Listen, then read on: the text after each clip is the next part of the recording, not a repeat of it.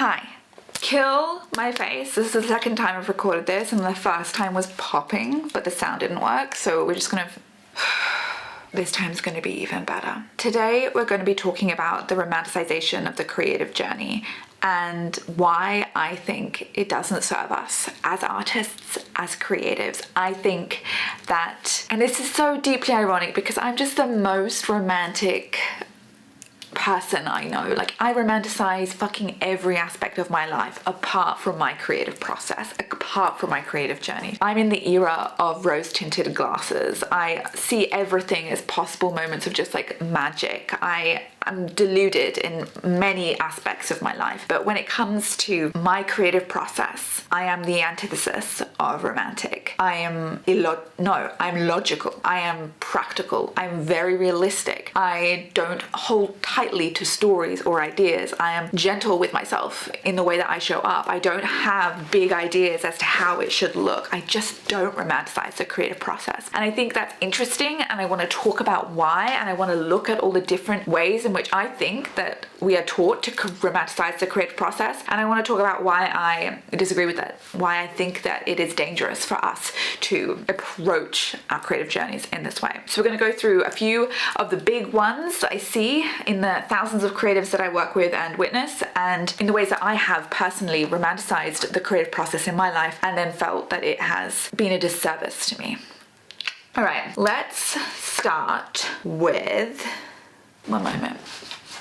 Okay, I want to start with a classic story of romanticization, which is that we have to be picked in order to be seen. So we have just been sold a really convincing story, partly because there's some truth to it, or there has historically been truth to it, that the only way for creatives to be witnessed, to be seen, is by being picked by a gatekeeper. So when I say gatekeeper, I'm talking about publishing houses, I'm talking about producers when it comes to like musicians, gallerists for painters. Sorry, the doors are slamming around. What is another example of a gatekeeper? Agents, producers, you get the idea.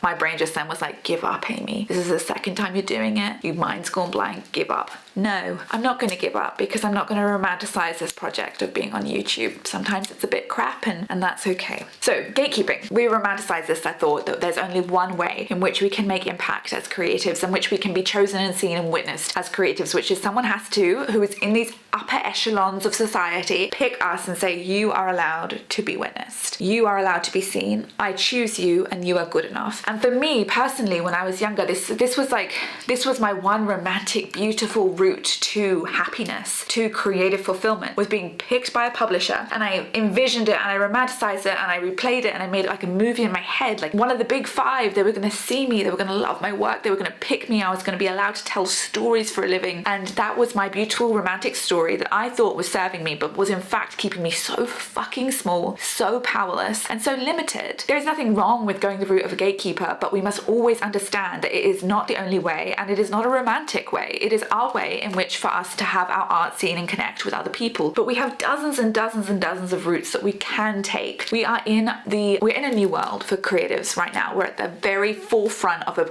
very exciting time for creatives, where we can make impact, where we can make money, where we can be seen without the permission of these gatekeepers. And no, it may not be as romantic because it's not the story we've been told for, hundreds and hundreds of years. Self-publishing doesn't have the gravitas of publishing just because literally it hasn't been romanticized in that way. But it doesn't mean it can't make incredible impact for you. Doesn't mean it can't make money for you. Doesn't mean it can't be the most incredibly abundant creative choice for you. Taking the romance out of this one route, which was gatekeeping, gave me freedom to be the artist that I am today and the creative that I am today, who is writing full-time, living in a fucking English cottage in the countryside, like living my dream life. And if I hadn't taken the romance and taken that rosy colored glasses off, I would never have gotten here. We have to be careful about romanticizing the one way that we get to creative success. There are so many ways that we can do it. Another really big romanticization I see is in the way in which Another really big way in which I see creatives romanticize the process is within the constraints of the process itself. So I see too many, and this was me too, I really, like, this is a really big one for me. I see so many creatives romanticize the process of creating. And this is where I think so many of us are tripped up. We've been sold stories about how the creative process should look, that it leaves no room for how our process is going to look, because you are entirely unique and different to every other creative that has ever been born. We've been sold a story about what it should look like, how it should look, how productive we should be, what our pacing should be, and it's all bullshit because no one knows what you need in your creative process. And I see creatives have these restraints and constraints on their creative process that literally just cock block them from creative success. So I need to be in silence as I write. I need a whole day to write and nothing else to interrupt me. That one was a really big one for me. I used to not allow anything to be on my days where I could create. And it's so rare that you get those days, and it was a serious detriment to my own creative journey there. I need to be in a certain space. I need to be in a certain cafe. I need my children to be in bed. All of these things, some of them are really reasonable, and you deserve to have incredible places and spaces to create. But when they're really restrictive and really tight, and we really romanticize the one way that we show up to create, we lose agency and we lose power. And you deserve to be able to create in a multitude of different spaces because you have so much to give. And when we constrain ourselves to only being able to work in really specific working conditions, we restrict our creative career and we restrict our creative output. We need what you have to create. And I think when we romanticize the way in which we create, we are doing a huge disservice to the world because we're not showing up in the way that we need to show up. We're not creating the art that we were here to make. So I want you to look at the way that you're romanticizing your process. Like, where do you create? What type of day do you have to create? Who has to be around? What kind of circumstances does it need to be for you to create? Are you romanticizing it too much? We get sold a lot of stories about how the old great creatives used to do it, and even just famous creatives now, they might sell you a very romantic story about how they have to be by the cottage on the beach with no one in their room and very specific circumstances, and it sounds just fucking lovely, so romantic, but it's not for you, and it's going to restrict you too much, so be careful. Personal story I have here is I'm really obsessed with the fact that Neil Gaiman writes his novels in an ink pen for the first draft. I think that's just so romantic and beautiful. For ages I wanted to do it. Didn't fucking work for me. I've got questions as to whether it works for Neil Gaiman actually. I think it's a really hard thing to do, and if I was committed to it, I would have cock-blocked myself. I would be nowhere near where I am today if I had tried to push that one out. These are the sort of things where it's so easy to romanticize, so easy to get entangled in these very beautiful rituals, but they're not always going to be there, and they're not always going to serve us. Okay, this romanticization is, I think, the most kind of controversial that I've got here, and it's quite a broad discussion that I think we'll look at from multiple different angles. But the romantic story that I think we are sold is that you should always create something that you want to create. It should always be intrinsic. You should always make sure that what you're creating isn't for them, it's for you. This is a really seemingly delightful romantic story. Yeah, of course, I want to create from within. I don't want to have all these external expectations on me. But I think it actually mollycoddles us as creatives a little bit. It patronizes us a little bit. I think we are capable of more. And I think for creatives who want to make money from their art and make impact from their art and, connect with people with their art, I think this story is too romantic and too unnuanced. I have been learning to look at the market and to look at what people are wanting, to look at the zeitgeist of our time, to look at the art that people are consuming right now. And I am learning to look at that and think, what would I love to create that fits the market's needs right now? And so many people will say that is so gross. You're taking the magic out of creativity, you're commercializing your art, you're dirtying it. And I say, fuck you, respectfully. There's nothing wrong with being strategic and looking at what the world needs and being generous enough to think, okay, well, maybe I can fill that hole. I think it's strategic, it's beneficial, it really serves the creative. And that doesn't mean that you're gonna then go ahead and make something that you fucking hate to make. If you're sitting there and creating something that you don't wanna make, stop. This is not the way. But I think that we are expansive enough and complex enough to really enjoy this process and to have a lot of fun making something that you see a need for. And it can be both extrinsic and intrinsic. It can delight me, even though perhaps I went externally first and looked at what the world is wanting and then realized that I could fill that hole. Realized I could create something that could delight people in that specific way.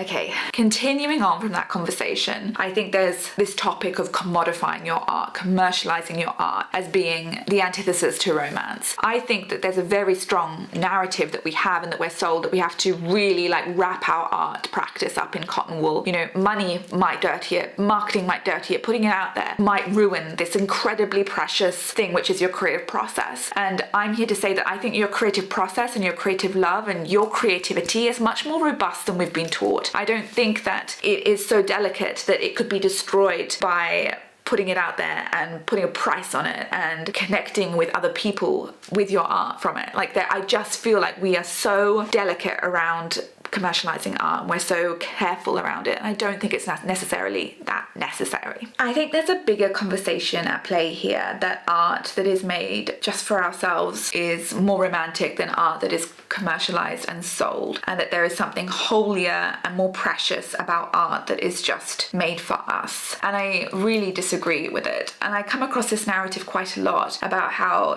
putting money on your art dirties it, and that selling it dirties it, marketing it is disgusting. Like this idea that it's truly romantic when it's just for you and it's so pure, and that putting it out into the world dirties that purity. And this is a very, very romantic story that I just like deeply disagree with, and I think it deeply harms creatives. I think again, we're patronizing ourselves and we're mollycoddling our creative process with this idea that when we choose to share it and put a price on it, we dirty it. When we do that, we are being generous, we are being vulnerable, and we're doing something really, really important. And I don't think it needs to be as black and white and so unnuanced as to say that when we put it out there, it could possibly damage our relationship to the art. I think that we need to understand that our creative practice is more robust than that, that connecting is an incredibly important part of what it is to be a creative, that asking for money in return for your art is so important. And in terms of my own story, selling my stories, selling my books, selling my creations was the most holy and empowering part of this journey so far. Backing it, putting a price on it, marketing it, saying this is something I made and I really think you need it, has been so fucking empowering and important. Very hard, but very beautiful. And the idea that it could have potentially dirtied my creative practice, like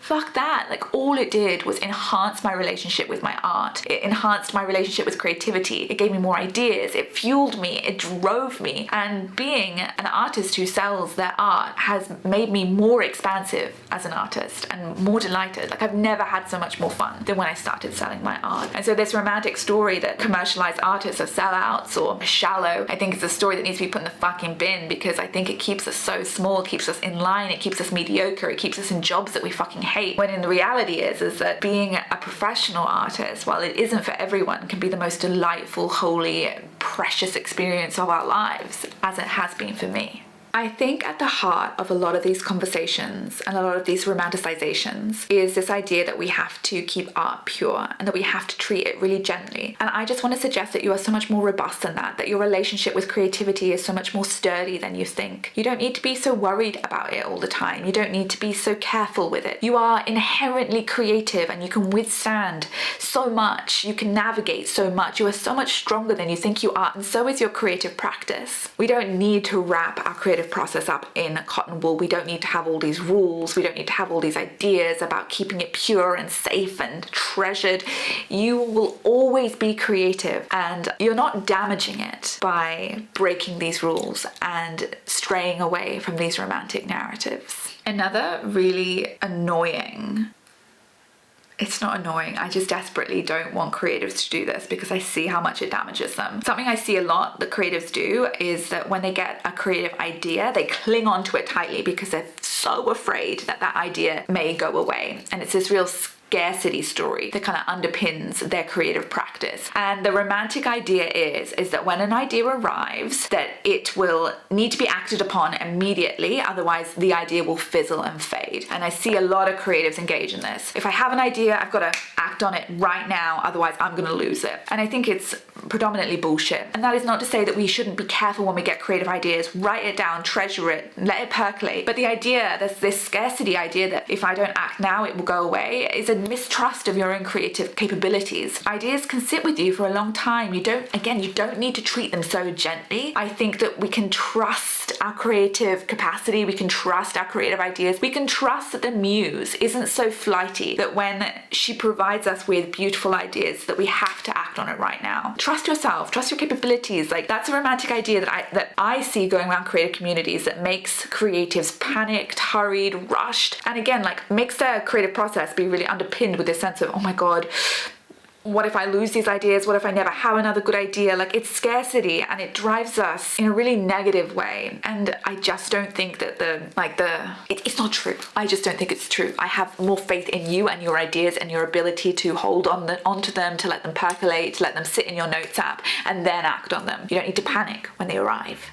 I'm really proud of myself for doing this video again. I like to think that it's, again, a part of me de-romanticizing the creative process. There would have been a time where I would have said the first one was the best one, it had the most flow, you know, it was like really channeled from the gods. Redoing it doesn't have the magic, like blah, blah, blah, blah, blah. But again, I have more faith in myself. I have trust in myself. I have a logical understanding that I am still here with the same ideas, with the same capabilities to communicate my message. And I've done it. I've done the second take. And I hope that you can get something out of this. Trust your creative self. I feel like there's a lot of like myth and there's a mythology around the creative process. Mythology, romanticization, I think are kind of linked, and it makes us feel very distrustful of our own capabilities. But the thing is that you are so capable. You are made to be creative. You are here to do incredible work. And I really want you to trust that and sit with that, and to not feel like you have to hold so tightly and wrap that creativity up in cotton wool as much. So from like your most romantic girl in the world, like who writes romantic